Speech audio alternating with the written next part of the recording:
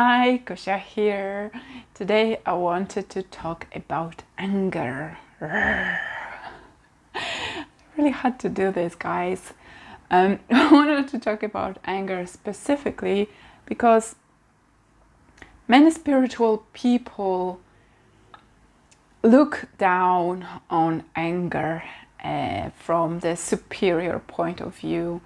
And recently I came across a post on Facebook, spiritual community group, where there was one member and he was asking for advice how to get rid of anger that he was feeling.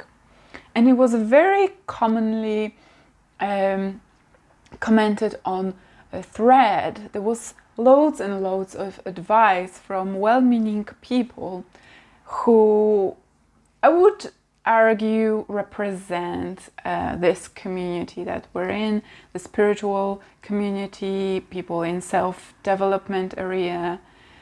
And I would say about 90%, 80-90% of the advice I notice on this thread advised to this person to calm down, to meditate on this, to send that person or people who angered him, send loving kindness, to speak mantras of some sort, or to speak affirmations to the mirror. And most commonly that was kind of the approach I saw on this thread. And I really had to speak about this on a broader arena as here, because it's so misunderstood what anger is. And it's so misunderstood as this explosive emotion. How should we channel it so that it doesn't block us, it doesn't cause repression? And after reading this, I really had to speak up about this, because I have learned about anger and rage a lot over the last 7 years. In metaphysics, I've been in metaphysics for the last 7 years and have studied mind-body medicine. After I have healed my body, and anger and understanding anger and rage was what contributed the most to me creating health. I'm a spiritual person. I consider myself a very spiritual person, but I'm also a very down-to-earth person. And this is because I have this human experience and I want to enjoy this life as much as possible. Believe it or not, many people, including those more conscious, more spiritual people on this planet, don't know what to do with this explosive power of anger. Many people are ashamed. They simply deny it because they don't identify with this lower vibrating emotion, and they simply want to change it when it comes up. There is a level of superiority when looking down on anger and people who experience anger.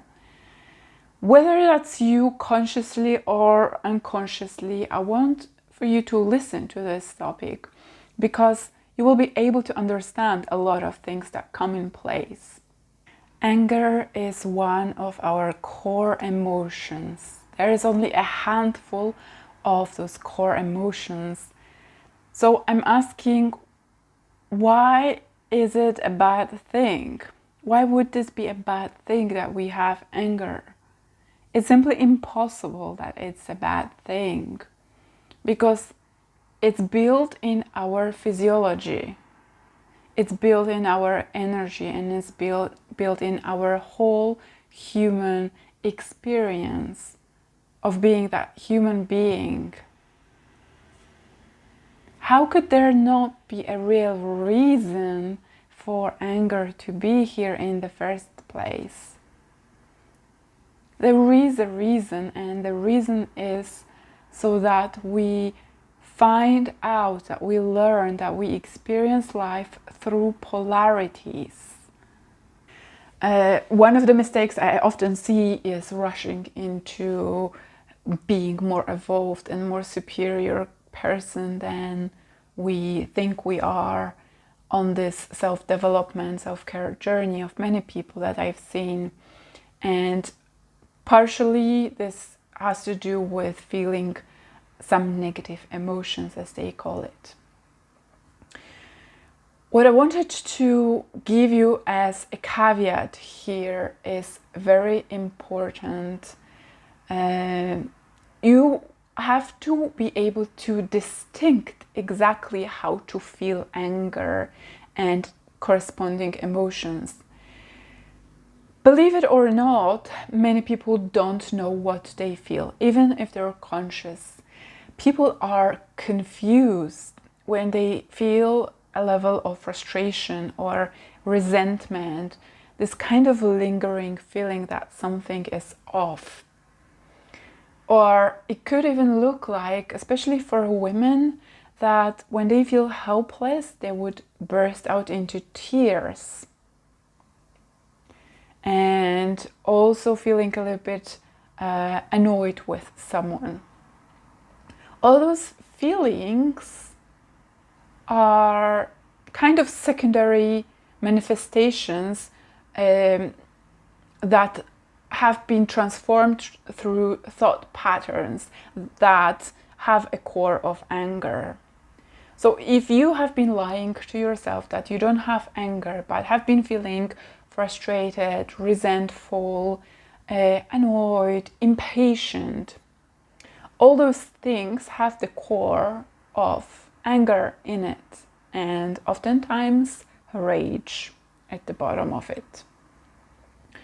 So first things first, you want to really feel in your body all those things and how do they show up as in terms of sensations.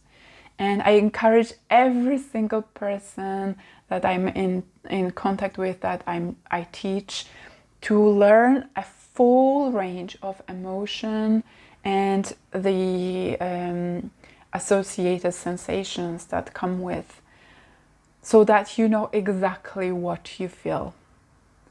I have gone through 3 decades of my life without knowing that I felt anger, without knowing that I was stressed, without knowing that I was resentful, frustrated, and that kind of stuff. So I'm just throwing it out there so you are able to explore and really get into the bottom of what you feel when you feel it. So that's one. And another caveat I wanted to bring up is talking about repressed anger. Well, we are functioning in this society, and from early childhood we are being conditioned not to feel anger. And this comes because everyone on this planet have been touched in one way or another by destructive aftermath of anger.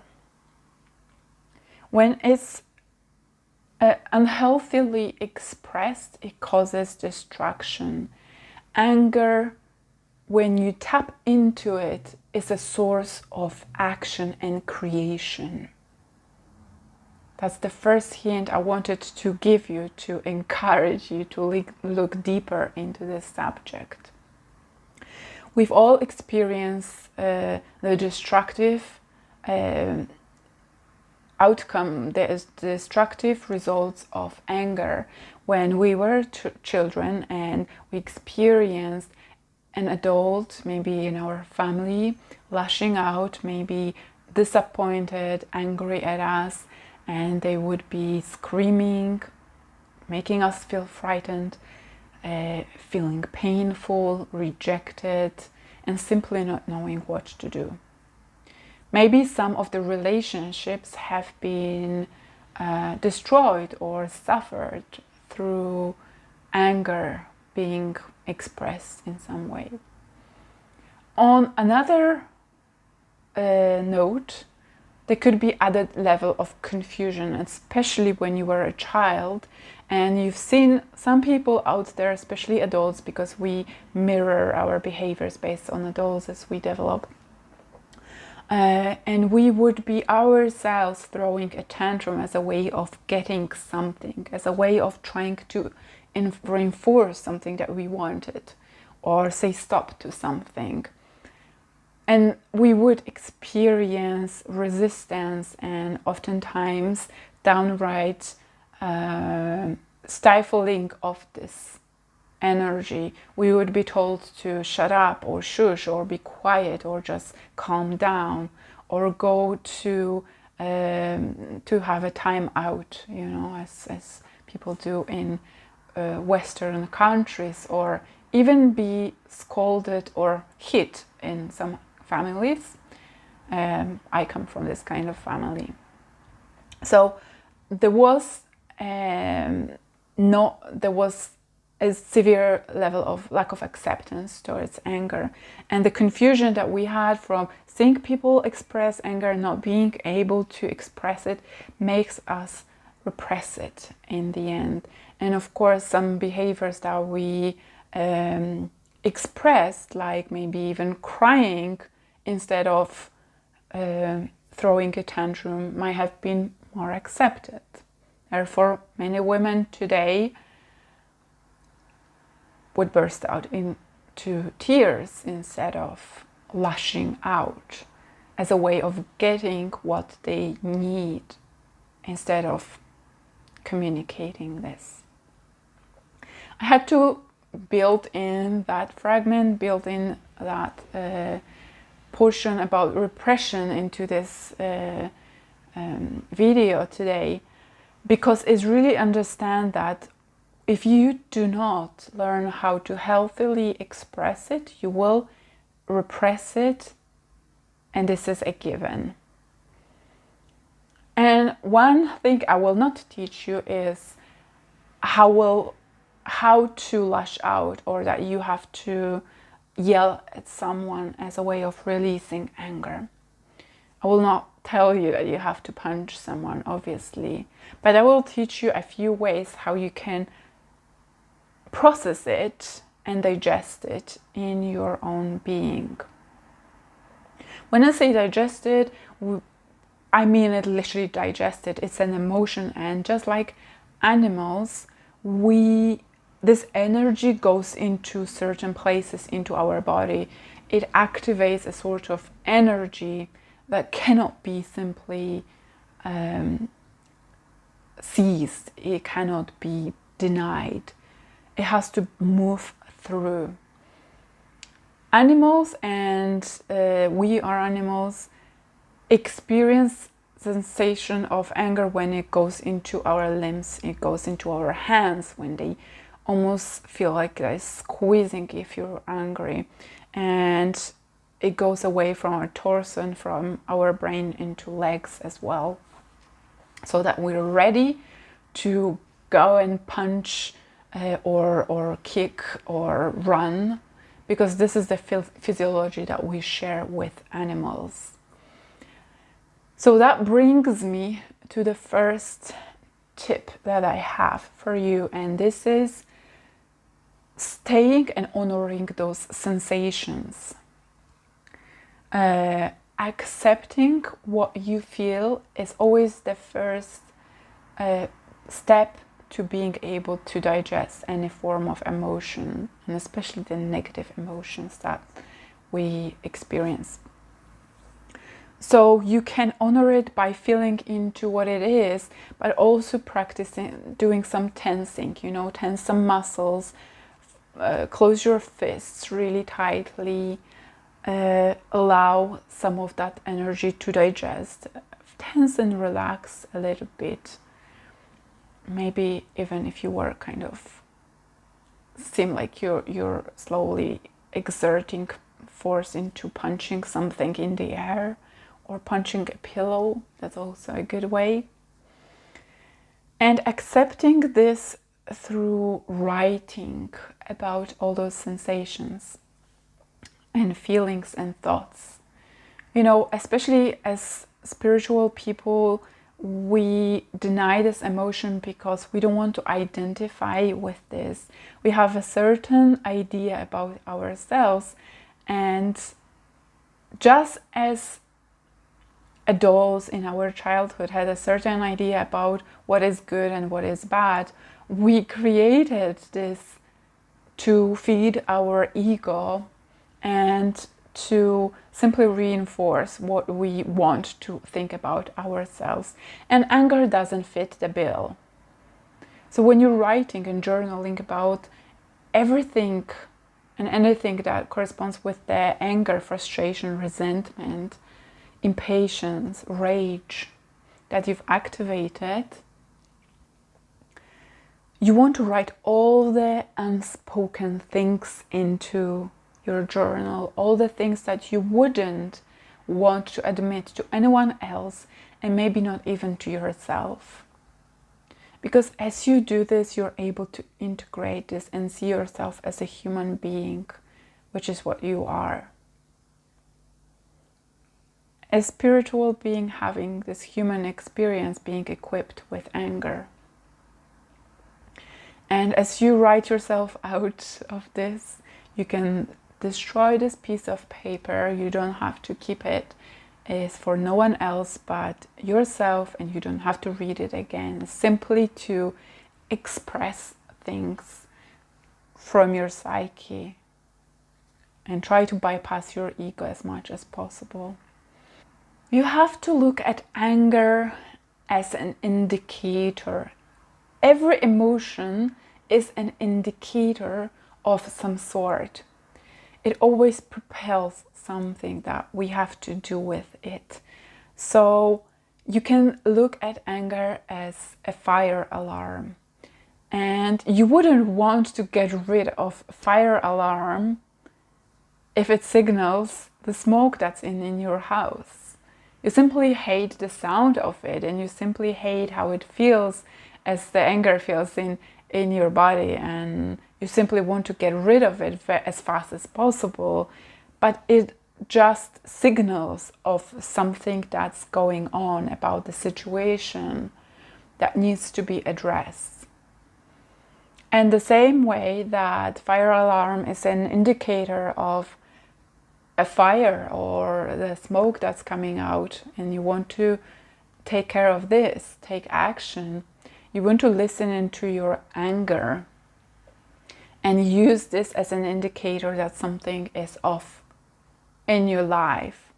Most often, anger is a result of boundaries that have not been respected.